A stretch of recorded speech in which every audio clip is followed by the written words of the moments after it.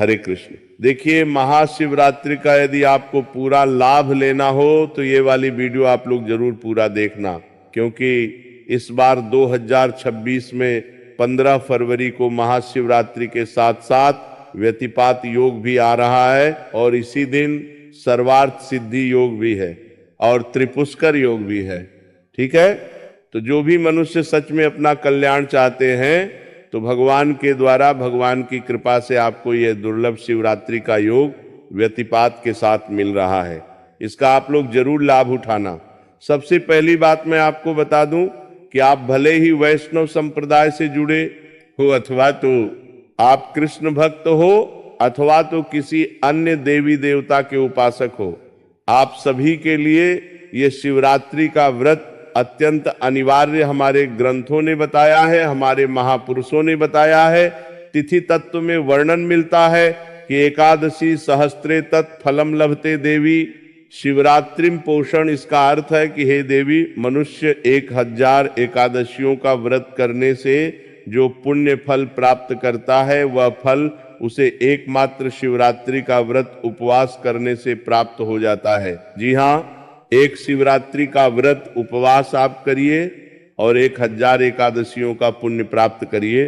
बाकी स्कंद में भी ये वर्णन आता है कि वर्ष सतेन नयत पुण्यम एकादश्या कृतम भवेत तत्फलम लभते सदे शिवरात्रि निषेवनाथ। इसका अर्थ है कि 100 वर्ष तक एकादशी का व्रत करने से कृष्ण पक्ष की भी एकादशी और शुक्ल पक्ष की भी एकादशी आप 100 वर्षों तक करें, उससे जो पुण्य फल आपको अर्जित होता है वह शिवरात्रि का केवल एक दिन का व्रत उपवास करने से आपको सदैव यानी तत्काल प्राप्त हो जाता है। तो देखिए, एक वर्ष में 24 एकादशियां होती हैं। यदि आप इसे 100 वर्षों तक करते हैं तो इससे 2400 एकादशी के व्रत का पुण्य प्रभाव आपको मिल जाता है, केवल एक दिन शिवरात्रि का व्रत उपवास और जागरण करने से।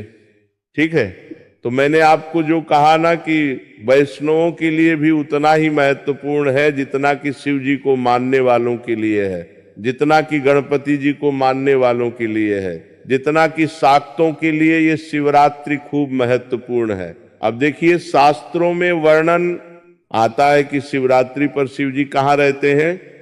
शास्त्र कहते हैं कि यानी कन्यत्र लिंगानी स्थावरण चराण चतेऊ संक्रमते देवस्तस्याम रात्रो यतो हर शिवरात्रि तत्प्रोक्ता तेनसा हरिवल्लभा। इसका अर्थ है कि इस पृथ्वी पर जितने भी स्थावर यानी अचल और जंगम यानी चल शिवलिंग है, उन सब में शिवरात्रि की रात्रि भगवान हर यानी शिव जी विशेष रूप से संक्रमण करते हैं, यानी विद्यमान हो जाते हैं, प्रवेश कर जाते हैं। देखिए, चल और अचल चल यानी जो आपके घर में शिवलिंग हो, छोटे बड़े जितने जैसे भी प्रकार के हो, उसमें भी भगवान शिव का प्रादुर्भाव हो जाता है। अचल यानी जो मंदिरों में जो भगवान शिव जी की स्थापना की गई है, तो शिवरात्रि में ऐसा भेद नहीं मानना चाहिए कि हम मंदिर में ही जाएंगे तो ही हमको पूरा लाभ मिलेगा। शास्त्र अनुसार आप जहां कहीं भी हैं, शिव पूजन का वहीं पर लाभ आप लोग ले सकते हैं। यदि आपके पास शिवलिंग है तो ठीक है, हर शिवलिंग में भगवान इस दिन प्रकट हो जाते हैं और इसी कारण वह हरिवल्लभा है, यानी भगवान विष्णु को यह शिवरात्रि अत्यंत प्रिय है। ये शास्त्र के वचन मैं आपको पढ़कर बता रहा हूं। पिछले वर्ष लोगों ने कमेंट किया था कि हम तो भगवान कृष्ण को मानते हैं, हम शिवरात्रि नहीं करते। ऐसी बात नहीं है, भेद हमारी बुद्धि का उपज है। ठीक है, आप जिस किसी के भी उपासक हो, शिवरात्रि आपको उन्नति की ओर ले जाने वाला पर्व है, त्योहार है। ठीक, आगे हरिभक्ति विलास में ही वर्णन आता है। हरिभक्ति विलास ना वैष्णवों का ही ग्रंथ माना जाता है। विशेषतः हरिभक्ति विलास में गौतमीय तंत्र का संदर्भ दिया जाता है कि शिवरात्रि व्रतम कृष्ण चतुर्दश्याम तो फाल्गुने वैष्णवरपि तत्कार्यम श्री कृष्ण प्रीतय सदा। इसका अर्थ है कि फाल्गुन मास की कृष्ण पक्ष की चतुर्दशी को शिवरात्रि का व्रत होता है। भगवान श्री कृष्ण की प्रसन्नता के लिए वैष्णवों को भी यह व्रत सदा ही करना चाहिए। यह वैष्णव ग्रंथ से मैं आपको बताया। ठीक है, हरिभक्ति विलास। अब हम लोग और सुनते हैं। ये व्रत न सभी को करना चाहिए।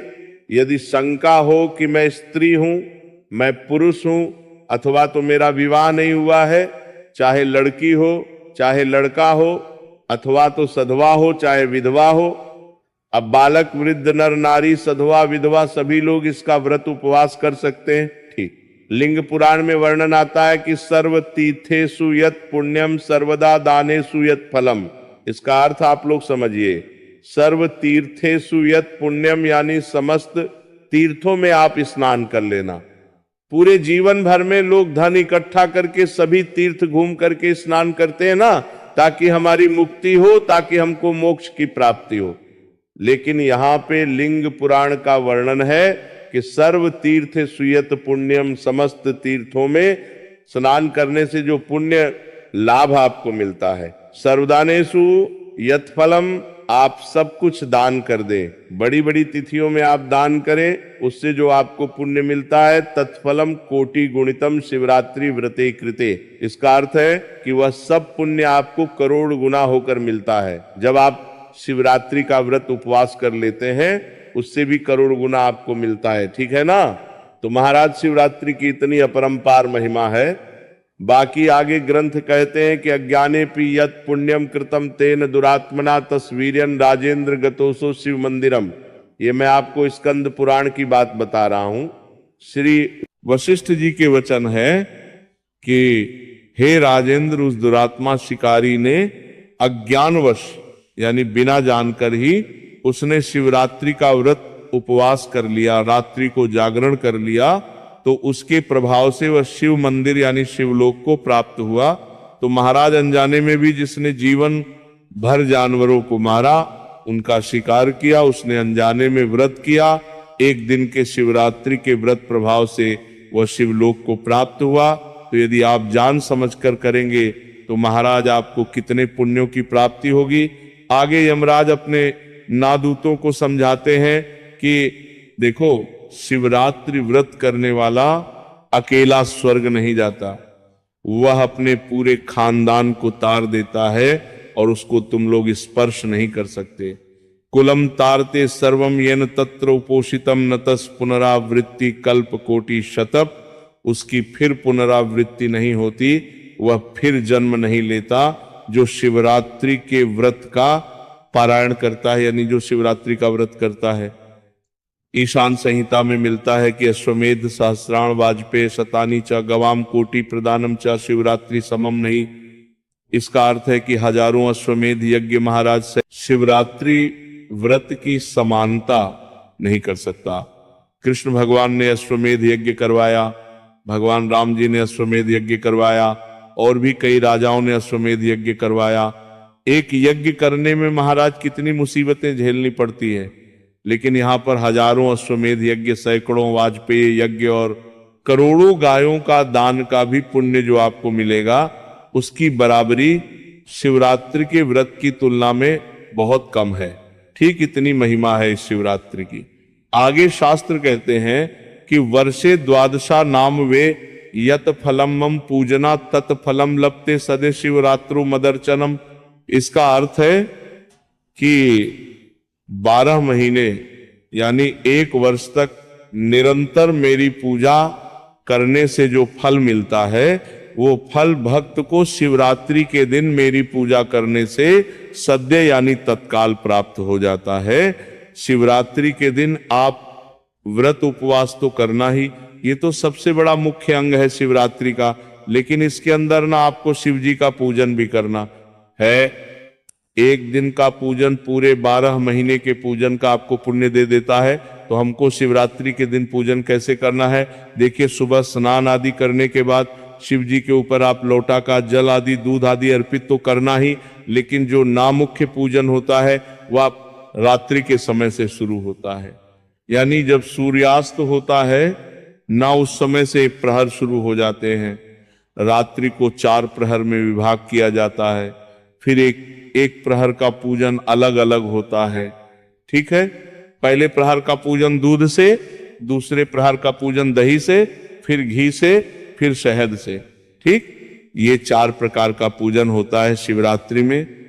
मैं अलग अलग प्रहर के पूजन करना है, आप जरूर देख लेना और उस प्रहर के पूजन के हिसाब से आप लोग पूजन कर लेना। बिल्कुल ही सरल पूजन विधि में बताऊंगा, लेकिन वह पूजन विधि शास्त्रोक्त होगी, यह भी मैं आपको आश्वस्त करता हूं। अब आगे हम लोग सुनते हैं कि पूजयत शिवम तत्र रात्रो जगत तत्पर सर्व पाप विनर मुक्त शिव सायुज मपनुयात। इसका अर्थ है कि जो व्यक्ति शिवरात्रि की रात में जागरण करते हुए जागते हुए भगवान शिव का पूजन करते हैं, वह समस्त पापों से विशेष रूप से मुक्त होकर शिव सायुज्य यानी शिव जी में ही यानी मुक्ति को प्राप्त कर लेते हैं। इतनी महिमा है, इतनी भारी भरकम महिमा है शिवरात्रि की। ठीक है, लोग पूछते हैं कि हम कब तक जागे। भैया आपको पूरी रात जागनी होती है, ठीक है ना, और आपको व्रत का पारण अगले दिन सूर्योदय के बाद करना होता है। इस प्रकार से आप प्रभु की आराधना कर सकते हैं। जय श्री राधा रानी, जय राधा रानी।